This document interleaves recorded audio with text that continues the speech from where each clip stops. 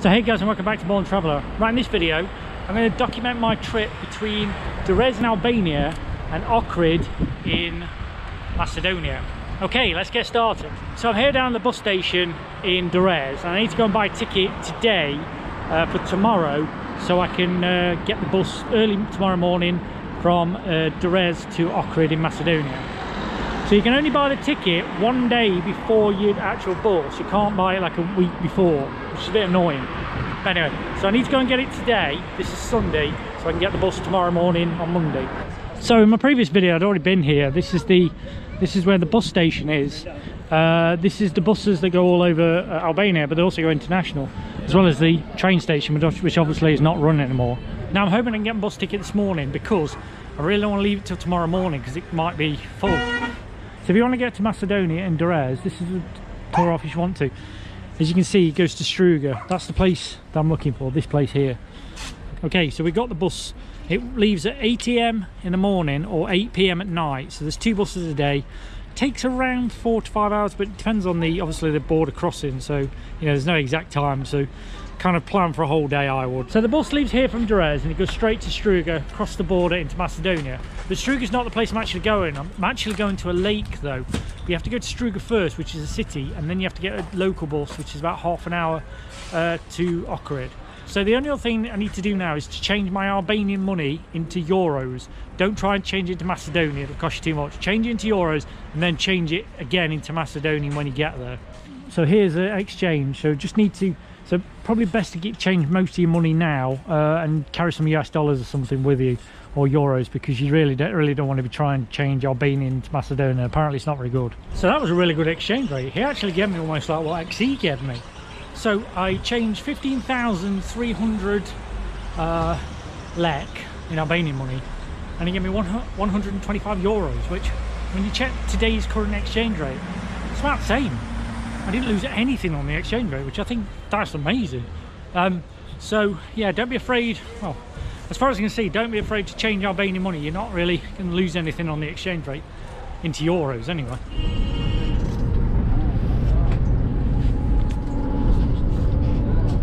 So that's it for now. I've got my ticket. I need to go and check out my Airbnb tonight. I'm going to check out at 8 PM tonight. And the reason I wanted to do that is I don't think the host is the most reliable. So I thought, well, I'll just check into like a hostel for tonight because the bus is early tomorrow morning. I don't want to risk trying to get him up early in the morning, So I am wasting a night, costs an extra 10 euros, but I'd rather do that than miss the bus to a different country. Sometimes it's better just to pay the extra and be secure, Don't take risk when you travel. Right, so I've never really shown you this before. This is my Airbnb. As you can see, I've tidied it up, so it's like I'm leaving basically now. I'll show you the balcony first. This is the balcony to the place. So there's an air dryer, and there is a view. I mean, it's not the best, but you do get like a sunset. The beach is about 300 or 400 meters that way. Okay, walking back into the property. We're coming to the living room. Now, there was a TV. There is cable, but I've never used it. We do have Wi-Fi, which is pretty good. I wouldn't say it's that fast, but weirdly, the owner actually gave me 2 different passwords, Wi-Fi, so I assume one's next door. It seems like this one's quite slow, but the next door's quite quick. So I don't really understand how that works, but anyway. So we got fast Wi-Fi up to about 10-15 megaseconds, so certainly enough to work online anyway. There's a nice sofa with a little table. They put this like a cover because it looks like somebody stained it previously in a previous tenant, unfortunately. But so overall the apartment's pretty clean. I wouldn't say it's perfect, but for an Airbnb I've seen worse. Here we've got a table here, nice 4 seats, and there's power right next to the table, which is handy. We've got a nice little kitchen here, so it's still really winter in here in Albania. So I had a heater, so that was really, really handy. The only thing about this apartment is there is no air conditioning. There is a fan, but I think if you came here in like August, it would be pretty brutal. Obviously, we've got a small 5 kilo washing machine. We've got a big boiler with nice hot water, worked perfectly, never had a problem. Not the best shower in the world, but it was okay. I wouldn't say it was the best I've ever had, but certainly, it was fine. There's a bidet, weirdly. Not really a fan of those, but yeah, bidet, which obviously is quite Italian. Nice sink, mirror, so you got everything. They provide towels, which was quite good. So this apartment's a 1-bedroom apartment. It's not huge, but I think for a 1-bedroom apartment, I think it's quite spacious. Nice comfy bed. Seems like the mattress was quite new. The bedding could have been better, but overall it was pretty clean. And there's a washing machine, so if you don't like something, you can always wash it. In terms of security, I felt very safe here. There is an intercom. Never used it, but yeah, it's there. Really solid door, locks in 2 places, and there is a little peephole, so quite secure. So this apartment costs $350 for the whole month for 28 days, which I thought was pretty reasonable. It's not the best location, but there is a bus and a shops and everything outside to get into the main city. If I'd book it again, I probably want to book this one. I probably booked something closer to the city centre, but you know, you live and learn.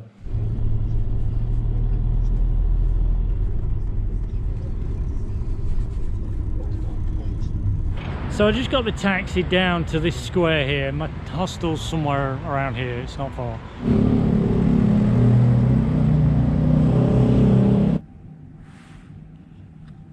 So this is Hostel Durrës. I don't know where the person is, unfortunately, so I can't check in, but yeah. Basically got a full kitchen here, which is quite nice. Yeah, you see, you could live here long term if you wanted to. Quite easy. Yeah. There's quite a lot of nice communal area, lots to see and do.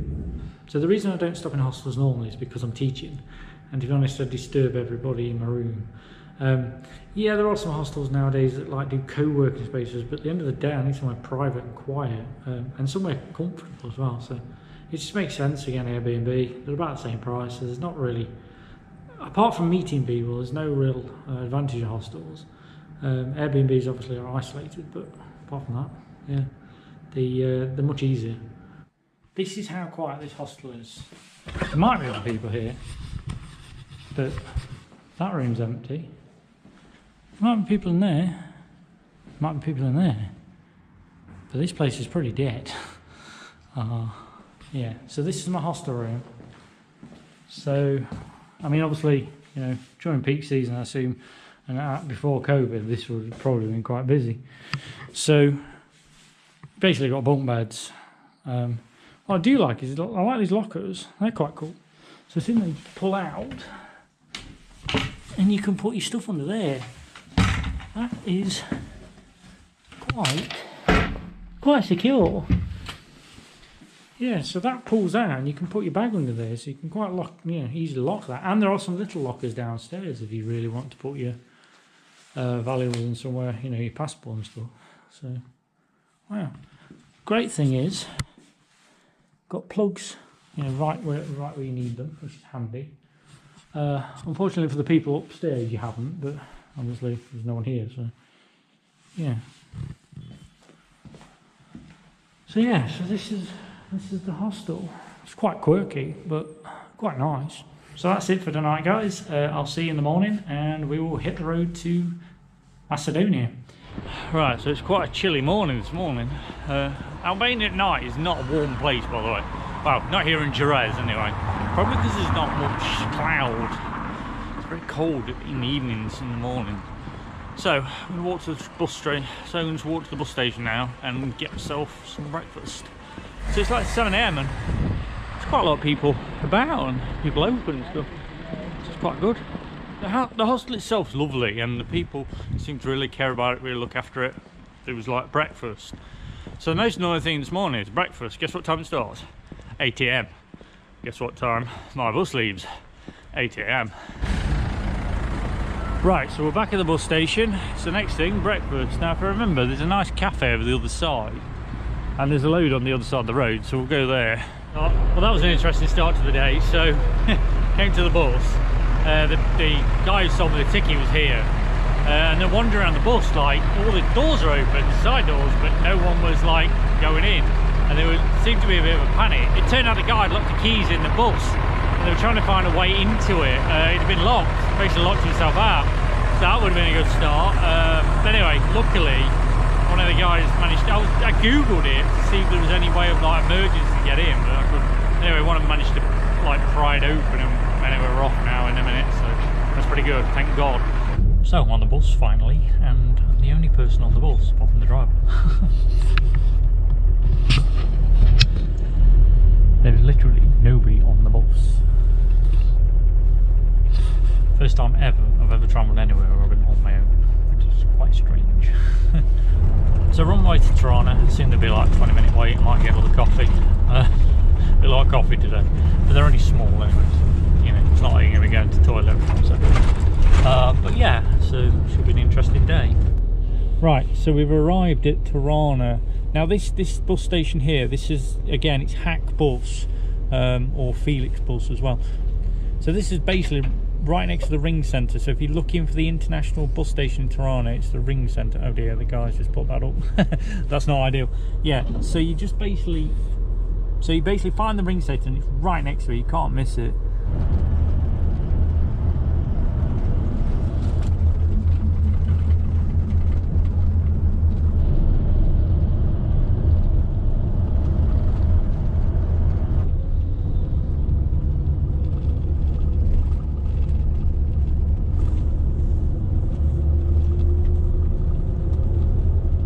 Right, so I'm just at the border now, I've just completed it. We went to the Albanian border. Obviously I just had my passport in. I was just, you know, they don't stamp your passport line, it's all electronic. They did inspect the bus, he went through my bags, but nothing too major. But we were there about 15-20 minutes. North Macedonia are pretty easy, just show you COVID-19, you'll need a COVID-19 vaccination and just your passport, that's it really. So as long as you've been vaccinated, you're in straight away. If you've not been vaccinated, then yeah, it's more complicated. Okay, so I've just been dropped at the petrol station. Right, so the Hack bus driver's been really nice. So he's dropped me here. So this is what I've learned crossing the border from Albania to North Macedonia. Basically, the Hack bus driver will stop here probably at this petrol station. He'll ask you where you want to go. Now, you have to, if you want to get to Ohrid, you have to get dropped at Struga, or you can get a taxi. So if you get dropped at Struga, you can get a bus, and it's quite cheap. But if you don't mind paying the extra $10, about €7, about $8, $9, maybe 10, they'll get you a taxi from this petrol station. Now, what I've learned across this border is quite a few things. Firstly, your Albanian SIM card, if you turn the roaming on, will still work with the data, which is really handy. So I've still got my internet, which is really, I managed to communicate with my Airbnb, let him know I'm on my way. It takes about an hour to get through the border, and then maybe 10-15 minutes to get to this petrol station. If you do get the Hack bus driver and he drops you here, there's an ATM. My card actually didn't work. Luckily, there is an exchange inside, and I would recommend carrying euros or dollars to exchange.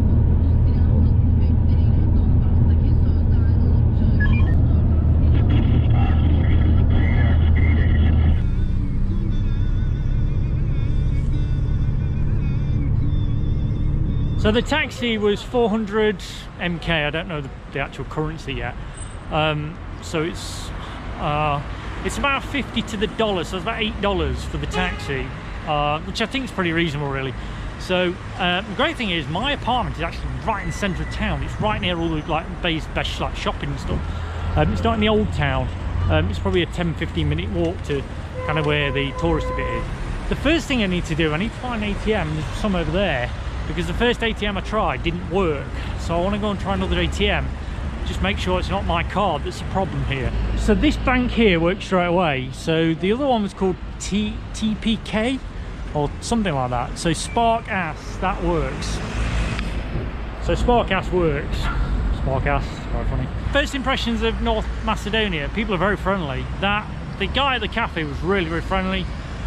They didn't rip me off. I mean, like other YouTubers I've seen pay more for that taxi. But one last tip is, if you're here outside like June, July, August, wrap up warm, because this is like really high altitude, like mountains, you know, snow topped. It is freezing. I mean, it's April now and it's still cold, like Baltic cold. Right, now let's go and find my apartment and I'll show you my Airbnb. Right, so this is my Airbnb. Okay, so it's only a studio, and I'll explain why I chose this particular one in a minute. Okay, so it's just basically a sofa bed, and we've got a TV, nice, the internet works well, we've got a nice desk and everything like that. We've got a kitchen, so there's a nice kitchen here. So basically there's just a hob, kettle, big fridge, which is unusual actually for an Airbnb. You've got a proper fridge with a freezer. All the utensils you need. Pretty good for cooking. It's a bit limited on pan, but we do have a frying pan, and we've got one thing. That's pretty standard. Most Airbnbs only give you one of each. It's not that uncommon. Right, so that's the living room, and I'll just show you the rest. Okay, so we've got a living. This is like a little hallway. Nice secure door, good lock, and then, you know, there's a proper address here. So if you did want to get like things ordered from like China or something, you know, as a digital nomad, you could actually if you stayed here for like a couple of months, you could get stuff delivered properly from China. Yeah, there's no problems with delivery, I don't think. Big wardrobe, towels, and there's some more storage up there. More important, there's some extra blankets and stuff. So it's pretty well stocked. Get rid of that. And then the last part is the bathroom. So bathroom is pretty simple. Big tank, hot water, shower, nice shower, obviously toilet, and a sink. Everything's brand new, as you can see. It's nice and clean. Now there is one thing missing: washing machine, which is slightly annoying, but I did know that before I came here, and the lady said if you need to wash anything, just give it to me and I'll wash it for you. So that's good. So they do like a in-house kind of like washing service. You don't have to do it. They'll wash and dry it and bring it back to you. So the last thing I want to show you, it's got Samsung air conditioning. It's a digital inverter, which means it's got hot and cold. So you might be wondering, why did I pick this particular one? Why would you go with the sofa bed? Well, actually, this is because in my apartment is about the same size, the one I bought. It's only a studio apartment. It's pretty much the same layout. It's probably slightly narrower and a bit longer. It's exactly the same layout. So I wanted to see if it was going to be better to buy a sofa bed that you can fold, and I'll show you in a minute how it all folds away, and just, you know, and just sleep on it like that, or to have a proper bed. The problem is, if I have a proper bed, mine's narrower, so it will completely fill the room. Not to mention, there's nowhere to sit in the day. So if you have friends around or anything, you've got nowhere to sit. So I wanted to see if it was doable. I mean, there's lots of different like designs you can get. I mean, in Georgia, there's lots of different designs. So I thought, well, I'm only here for a month, so I may as well give it a go. It's not my place, so if it doesn't work out, then I'll get a bed. But yeah, we'll see how it goes. So I'll fold it away now, and I'll show you what the sofa looks like. So basically, that's how the sofa would be in the daytime, and then you just lay it back flat. And you just grab the towel, you just grab the bedding out there, and then put it on the bed. I don't think it takes 2 seconds, and I think that's much nicer. So guys, that's the end of this video. I hope you enjoyed it. Please remember to subscribe to the channel, turn on the notification button, and I'll see you next time.